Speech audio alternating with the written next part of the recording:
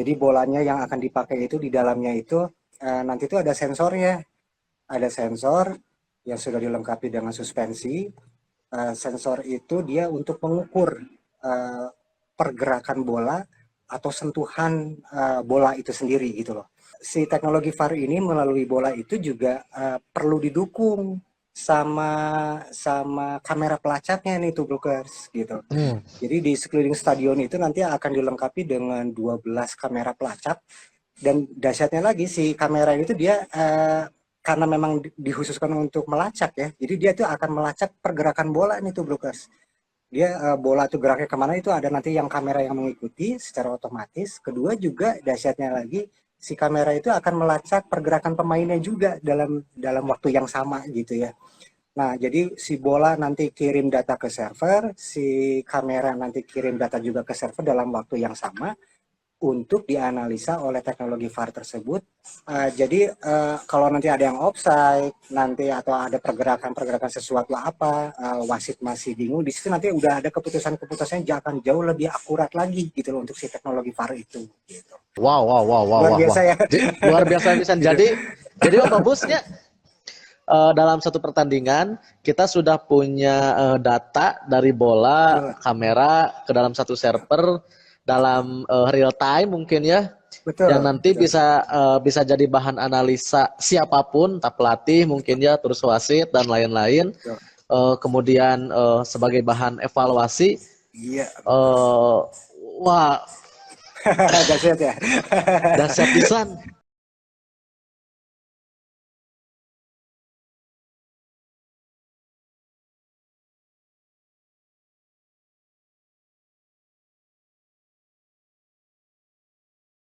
Kembali bersama saya Dede Ahmad yang akan menemani teman-teman semuanya pada hari ini Senin 24 Oktober 2022 dalam acara di Tubruk Gajah. Weh ya.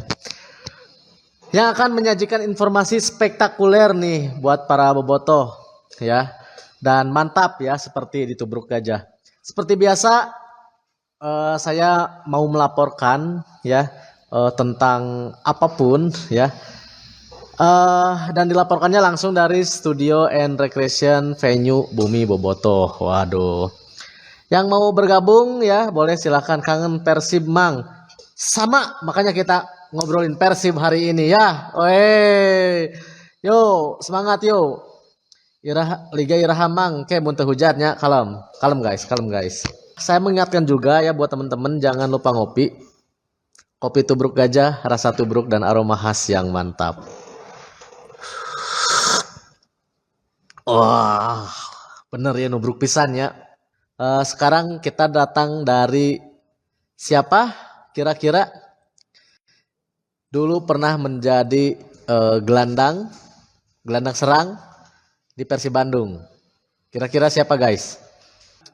Eka. Oh, Eka mah terlalu lama ya. Eka terlalu lama. Oke ya. Berita pertama datang dari ex pemain asing Persib. Wah, siapa ya? Jadi kabar main di Mesir nih, Bobotoh ungkap kerinduan mendalam kepada Mohamed Rashid. Ya, jadi kita ngobrolin Rashid nih hari ini. Kabana selila. Iya, nu kamari Rashid ya. Oke. Nanya heula liga, liur. Tong nanya heula liga. Ilah main di Persib kayak heula. Iya tiket kumaha. Oke, nanti ya. Lamun teh hujan ke liga dimulai dah. Kalem. Ya. Nah, jadi sosok Mohamed Rashid yang didatangkan Persib Bandung pada 2 Juli 2021 lalu nih langsung mencari perhatian dari para bobotoh ya. Bener nggak ya waktu itu? Karena dia bermain di posisi gelandang bertahan mampu untuk ini ya, untuk unjuk ketajaman ya bersama Persib Bandung waktu itu.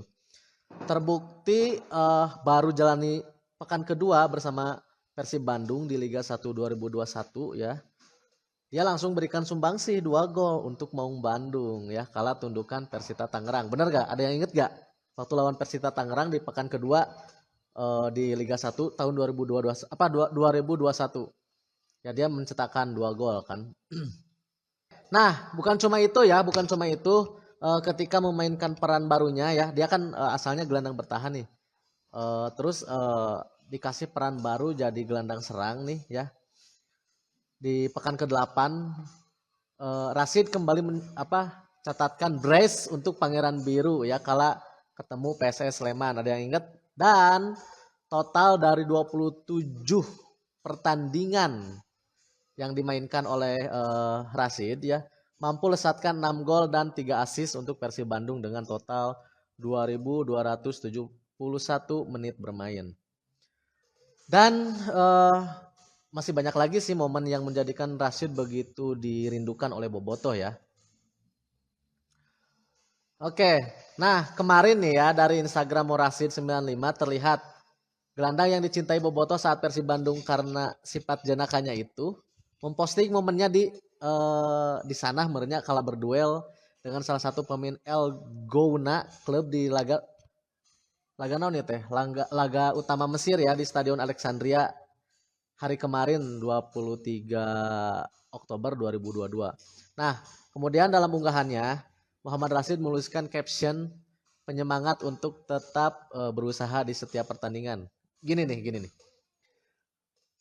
The work never stops katanya. Ya, yang artinya jangan berhenti bekerja. Wah, sontak tuh unggahan itu langsung dibanjiri komentar dari supporter Persib Bandung ya, yaitu Bobotoh. Nah, di sana Bobotoh turut memberikan komentarnya dengan memintanya untuk kembali memperkuat Persib Bandung.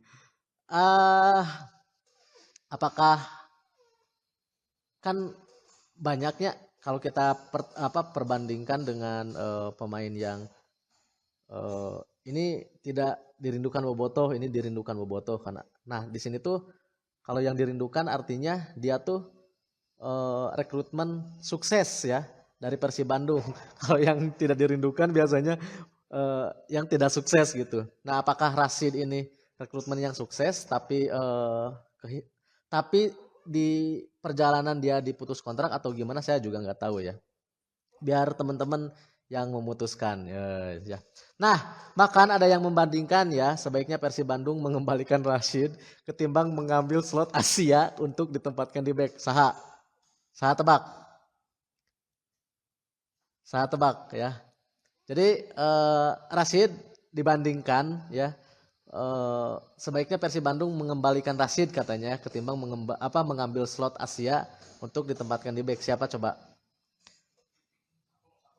Sato ya benar Pak Heru tanu menang kopi berarti.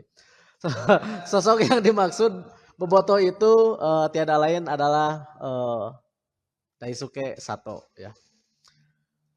Nah, banyak komentar yang memenuhi postingan Rashid ini. Ini ada Maulana Yusuf 1926 ya. Comeback ke Bandung, mau Rashid. Kembalilah ke Bandung katanya. Kemudian welcome to Persib. welcome to Persib. Mau Rashid katanya. Kemudian ada Rashid comeback tulis Ilham Sopian 104. Artinya di sini ini masih banyak ya komentar yang menginginkan Persib kembali ke Bandung dan di komentar tersebut saya belum menemukan bahwa Rashid jangan kembali gitu atau Rashid out Rashid tapi menginginkan semuanya kembali ke Bandung gitu weh. Terus inget tuh pas tak bener tah inget Jaipong jeung Rashid inget Jaipong jeung Rashid teh benernya pas beres ngasupkan langsung Jaipong teh gini wah. Oke ya sebelum sambil menunggu yang masuk nih jangan lupa teman-teman untuk ngopi gajah.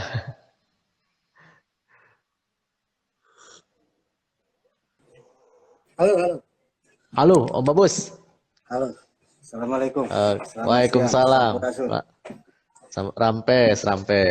Om Babus sehat Om Babus? Alhamdulillah, Mang Dede, Tubrokes Bobotoh. Alhamdulillah sehat-sehat. Alhamdulillah, syukur. Om Babus masih di Qatar ya? Enggak? Masih di Katarak tapi saya di sini. Qatar. Baik, salam dari Cianjur, Cana Om Babus tah. Siap. Salam juga buat orang-orang Tubrukers di Cianjur ya. Ya, Mudah-mudahan pada sehat iya. semua tuh. The Oke. Bombs Bogor Raya juga. Oke ya, semuanya kita Oke, siap. dengarkan informasi apa yang akan disampaikan Om Babus. Silakan Om Babus. Oke, untuk Tubrukers, Bobotoh, saya di sini Bagus mau melaporkan berita-berita ringan seputar Piala Dunia di Qatar ya tahun 2018. Untuk informasi pertama, saya mau kasih informasi buat teman-teman Tubrukers itu mengenai teknologinya ya. Jadi kita semua udah pada tahu teknologi VAR sudah dipakai, terutama kemarin waktu di Piala Dunia 2018 di Rusia ya. Nah, sekarang ini siapa namanya Johannes Holzmüller ya, itu dia direktur pengembangan teknologi dan inovasinya FIFA. Dia akan mengoptimalkan apa namanya teknologi VAR ini melalui bolanya itu sendiri gitu loh, Tubrukers. Jadi bolanya yang akan dipakai itu di dalamnya itu nanti itu ada sensornya, ada sensor yang sudah dilengkapi dengan suspensi. Sensor itu dia untuk mengukur pergerakan bola atau sentuhan bola itu sendiri gitu loh. Nah, dia bisa mengukur itu sampai 1 detiknya ini ya. 1 detiknya itu bisa mengukur sampai 500 kali sentuhan gitu loh. Jadi luar biasa banget ini teknologinya ya. Di dalam 1 detik dia bisa sangat sensitif sekali sampai bisa membaca 500 kali sentuhan. Terutama dari para pemainnya itu sendiri gitu ya. Nah, si teknologi VAR ini melalui bola itu juga perlu didukung sama kamera pelacaknya nih Tubrukers gitu. Jadi di sekeliling stadion itu nanti akan dilengkapi dengan 12 kamera pelacak, dan dahsyatnya lagi si kamera itu dia karena memang dikhususkan untuk melacak ya. Jadi dia tuh akan melacak pergerakan bola nih Tubrukers. Dia bola tuh geraknya kemana itu ada nanti yang kamera yang mengikuti secara otomatis. Kedua juga dahsyatnya lagi si kamera itu akan melacak pergerakan pemainnya juga dalam waktu yang sama gitu ya. Nah, jadi si bola nanti kirim data ke server, si kamera nanti kirim data juga ke server dalam waktu yang sama untuk dianalisa oleh teknologi VAR tersebut dan bagi tim si media officialnya gitu ya, si match officialnya gitu di ruang khusus gitu ya. Nah, jadi kalau nanti ada yang offside nanti atau ada pergerakan sesuatu wasit masih bingung, di situ nanti udah ada keputusan-keputusan yang akan jauh lebih akurat lagi gitu loh untuk si teknologi VAR itu gitu. Jadi luar biasa banget ya. Jadi dan ini teknologi yang baru pertama kali di Piala Dunia setelah di Rusia gitu ya. Meskipun sudah diuji coba oleh FIFA 2 kompetisi FIFA diuji coba gitu. Jadi memang teknologi ini sudah diuji coba tuh selama 3 tahun sebetulnya gitu. 3 tahun di risetnya gitu ya. Nah, digunakan di Piala Dunia Qatar ini sekarang gitu. Jadi tadi saya sebutkan ya, jadi ada VAR, nanti ada bolanya juga udah dilengkapi sensor, terus juga ada kamera pelacaknya. Di situ nanti mereka akan menjadi satu kesatuan informasi yang terpadu di match official gitu untuk menentukan ini offside atau apa segala macam gitu. Nah, ini yang jangan lupa juga nih uniknya juga dari teknologi tersebut, setelah pertandingan itu si masing-masing klub negaranya itu dia bisa minta datanya gitu Mang Dede, itu ke minta datanya. Jadi kan biasanya mungkin kalau habis pertandingan mungkin pelatih pengen tahu atau pemain pengen tahu, mungkin siarannya diulang lagi gitu ya, nonton lagi kayak di TV gitu. Tapi ini karena dia sudah menggunakan teknologi yang sudah sangat detail, maka dia akan tahu banget nih gerakan kaki saya bener atau enggak gitu, lari saya bener atau enggak gitu ya. Itu bagi para pemain. Jadi dia punya keuntungan menganalisa pergerakan tubuhnya pada waktu bermain gitu. Terus keduanya juga bagi wasit juga bisa lebih tahu gitu ya. Bagi si pelatih terutama akan jauh lebih komprehensif melihat pertandingan yang sudah dilaksanakan gitu ya. Jadi dia bisa menganalisa jauh lebih akurat gitu. Oh, kayak gini. Jadi dia mungkin akan memperbaiki strateginya atau triki-trikinya ya untuk pertandingan yang berikutnya.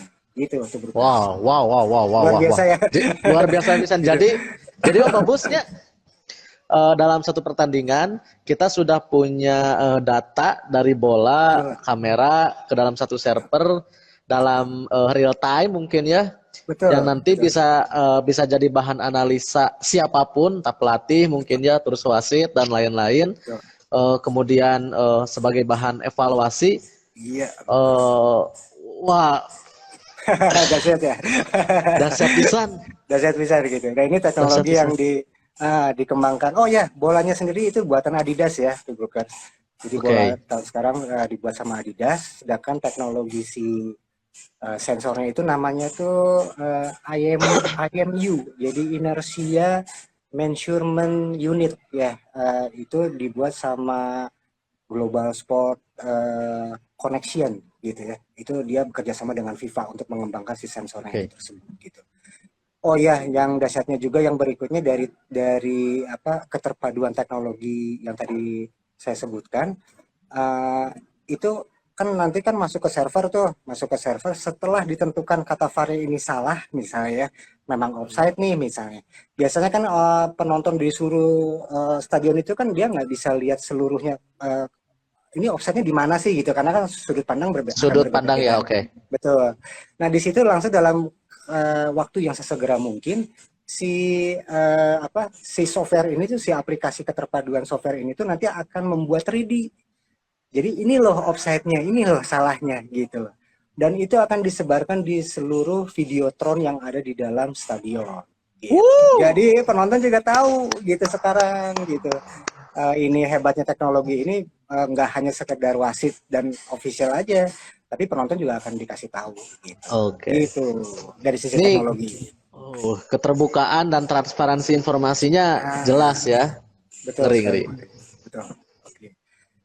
Oke, itu kita bicara teknologi ya, tuh Bookers. Berikutnya nih, kita berbicara aspek keamanan dan Hmm. kesehatan di Qatar nanti ya.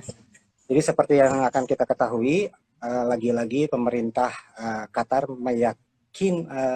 mencoba untuk meyakinkan dirinya bahwa target kami itu sekitar 1,5 juta orang yang akan datang gitu ya. Nah, kalau dipikir-pikir, kalau kita lihat peta gitu ya, itu sebetulnya negara Qatar tuh kecil, Bang Dede, itu Brokers, kecil banget Iya. gitu loh. Untuk acara mengundang sampai 1,5 juta orang gitu ya. Nah di situ kan kebayang tuh, oh iya warganya aja itu jumlahnya cuma 2,8 juta sebetulnya Qatar itu jumlah warga negaranya. Sekarang dia ngundang tamu 1,5 juta, berarti kan udah setengahnya, udah setengahnya melampaui Setengahnya gitu ya. lebih. Kebayang, gitu aja, iya mau disimpan di mana gitu kan. Nah ini Oke. mereka mempersiapkan banget dari sisi aspek keamanannya dulu nih, saya akan sharingnya.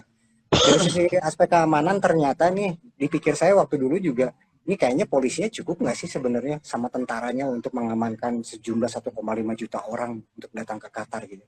Oh ternyata enggak, ternyata informasi dari Doha itu, jadi polisi domestiknya itu akan dibantu dari berbagai negara juga, tuh gitu. Nah, salah satunya nih ya yang akan saya sebutkan itu pertama dari Turki. Jadi Turki Hmm. itu akan mengirimkan 3.250 petugas keamanan ke Qatar. Jadi dia akan bantu tuh event itu. Bayangkan 3.250. Pikir saya mah luar biasa ya gitu ya, sampai ngebantu 3.250. Kayaknya untuk menjaga keamanan PBB nggak nyampe segitunya. Sehingga kalau ada perang gitu, ini untuk Piala Dunia 3.250 orang itu baru baru dari Turki saja gitu ya. Yang keduanya lagi yang hebohnya apa? Pasukan NATO akan datang juga. Oh, oke. Pasukan NATO gitu. Saya juga surprise banget ya dari informasi ini. Wah gila ini NATO aja sampai diturunkan gitu loh untuk mengamankan acara tersebut gitu ya. Uh, Jumlahnya memang tidak diberitahu, tapi memang diklaim sudah Bakal fix, ada insya ya. Allah bakal ada dari pasukan NATO. Nah, Hmm. termasuk juga Pakistan itu juga akan menurunkan pasukannya, jumlahnya juga tapi tidak diketahui berapa. Termasuk dari Korea Selatan nih, itu Brookers. Tapi dia pasukan khususnya Kasus. untuk anti terorisnya gitu. Jadi dia akan menangani satuan anti teroris di Qatar gitu. Itu dari Korea Selatan tuh yang akan diturunkan. Jadi luar biasa banget ya. Jadi jangankan penontonnya, panitianya aja itu udah berapa ribu, Buset. ratus ribu umurnya Ini gitu. iya saya kaget nih ya. Ini saya kaget ya. Aliansi aliansi militer dari 28 negara Eropa dan Betul. Amerika Utara, ya Iya. NATO Gila. diturunkan, gila. Luar biasa. Luar biasa. Oke. Oke. Nah, selanjutnya kalau dari sisi kesehatan itu pemerintah Qatar langsung bekerja sama penuh melalui Badan Kesehatan Dunia di PBB WHO ya. Jadi dia langsung kerjasamanya penuh aja langsung sama PBB gitu. Entitasnya tentu dari berbagai negara akan turun juga, tapi sebagai stakeholder paling kuatnya adalah dari WHO. Karena mereka juga kan akan mengkhawatirkan udah Qatar mah kecil gitu ya, tapi kedatangan 1,5 juta orang yang nggak tahu punya bawa penyakit apa datang ke sana itu nanti kayak gimana. Nah itu ahli-ahli pandemiknya itu udah endeminya udah ahli semua kayaknya untuk mempersiapkan hal tersebut. Standby aja ya. Kayak gitu ya. Oke, itu dari sisi aspek keamanan dan kesehatan di Piala Dunia, persiapan dari pemerintah Qatar ya. Oke, selanjutnya nih yang menarik juga nih tuh Bukres, masalah visa dan pengurangan waktu aktivitas warga domestiknya nih. Nah ini juga cukup menarik nih. Jadi kan di Qatar itu dalam waktu bersamaan kan tamu-tamu pada datang, masuk ke Qatar. Nah, kebayang itu kalau misalnya istilahnya aktivitas warganya tidak disiapkan, berarti akan kemungkinan besar terjadi banyak kredit gitu loh. Maka pemerintah di sana itu visanya akan membatasi visa. Jadi setelah pada saat pertandingan itu sudah akan mulai mendekati berjalan, itu visa akan sudah mulai dibatasi gitu. Jadi bobotoh yang mau datang ke sana harus cepat-cepat ini mah kalau mau vakansi daripada nanti dibatasi gitu loh, karena memang sudah akan dikhawatirkan kalau terlalu dilepas banget nanti khawatir nanti di Qatar akan sulit dikendalikan. Overload gitu ya. Overload. Gitu ya. Iya betul sekali. Nah jadi dari situ Qatar juga jam belajar sekolahnya itu juga akan dikurangi, termasuk aktivitas PNS-nya kemarin ya di Qatar itu akan dikurangi jam kerjanya. Jadi masing-masing kalau PNS itu misalnya 8 jam kerja, dia akan dikurangi selama 20%, kurang lebih 4 jam. Lebih cepat dia akan lebih cepat pulang. Kalau sekolah itu dari SD sampai SMA itu jam 12 harus sudah pada di rumah semua gitu. Jadi nggak boleh lebih. Karena supaya ngatur nanti traffic lalu lintas di Qatarnya supaya nggak kredit antara aktivitas domestik dengan turisnya gitu ya. Jadi mereka sudah persiapkan juga masalah itu gitu. Nah tapi memang ada tapi di sini juga ada masalah kontroversialnya nih. Jadi orang tua murid pada protes di sana teh. Aduh, Germa istilah nama jam pelajaran teh banyak gitu ya, targetnya banyak yang harus dipelajari tapi dipadetin gitu, dipaksa dipadatkan sama si pemerintah Qatar itu gara-gara si Piala Dunia ini gitu loh. Jadi ini akan ini menjadi diskusi publik ya di mana di Qatarnya sekarang saat ini tuh gara-gara itu gitu. Tapi pemerintah pemerintahnya sendiri sekarang masih belum ngasih statement solusi apa karena memang riuh nya memangnya keadaan memang waktu di saat periode yang sama ngundang orang 1,5 juta nih gimana ngaturnya ya udah itu mah. Iya, Bismillah sih kan istilah apa. Ada keputusan dan konsekuensi kan ya. Betul gitu. Itu yang harus ditanggung ya dari warga domestiknya. Ini bobotoh klub OTW Qatar kata Bang Gusdul deh. Mantap. Mari Mang Gusdul, ajar. Oke. Lanjut. Oke, berita selanjutnya nih ya, informasi ringannya itu negara Cina nih meskipun dia nggak masuk peserta di Piala Dunia di sana yang sekarang, tapi Cina ngasih kado buat pemerintah Qatar. Jadi dia tuh ngasih kado bibit unggul atau raksasa pandanya. Jadi ngasih 2 panda untuk pemerintah Qatar gitu sebagai hadiah Cina gitulah, sebagai gift gitu. Dia akan disimpan di di salah satu dekat stadion ya, di kalau nggak salah itu di Al Bayt di kota Al Khor gitu ya. Dia akan disimpan di situ. Nah saat ini kedua panda itu masih di karantina. Jadi nanti pas sudah mendekati turnamen, pas sudah mau mendekati pembukaan lah, itu baru nanti diperlihatkan, dipamerkan. Dan dahsyatnya lagi kalau dipikir-pikir kan Panda itu kan dia hawanya agak-agak dingin kan, tapi dia Iya. Qatar bisa panas kan. Panas. Maka si pemerintah Qatar itu sudah mempersiapkan sebuah kandang yang sudah dilengkapi dengan AC di sana. Jadi seumur-umur si panda itu akan disesuaikan suhunya dengan AC seperti di China-nya sendiri. Luar biasa. Ini niatnya. Mending lucu. Kurang culik ya pandana. Oke, nice pisan ya informasinya Om Babus. Oke, lanjut Om Babus, ada lagi? Ini masih ada nih untuk masalah tiket Oke. mungkin ya. Untuk Oke. masalah tiket itu jadi sebetulnya Kela pemerintah. Om, Oh ya, jika anu sensi gitu nggak bahas soal tiket Om. sebawa tuh dah di dia meniriwe. Oke, lanjut Om Babus. Oke, untuk masalah tiket nih, pemerintah dan FIFA itu telah menyediakan 3.010.679 tiket gitu. Nah, adapun sampai hari ini, kemarin ya, itu sudah laku sekitar 2,89 jutanya. Jadi udah dikit lagi sebenarnya gitu loh, luar biasa ya, gitu. Jatah Lamun kita di- itu berarti. lamun di Bandung mah hancur ya aplikasi server. Jadi ini malah sudah terjual 2,89 juta. Oke, daftar 10 pembeli tiket terbanyak itu pertama Qatar, kedua Amerika Serikat, ketiga Arab Saudi, keempatnya Inggris, kelimanya Meksiko, keenamnya negara-negara Uni Emirat Arab, terus selanjutnya Argentina, Prancis, Brazil, dan Jerman. Itu 10 terbesar pembeli tiket di Pildun 2002 Qatar ya. Gitu. Nah, kalau misalnya Bobotoh mau datang ke sana pengen masuk beli tiket yang kategori 1 ya. Itu finalnya itu siapin aja duit sekitar 23 juta gitu.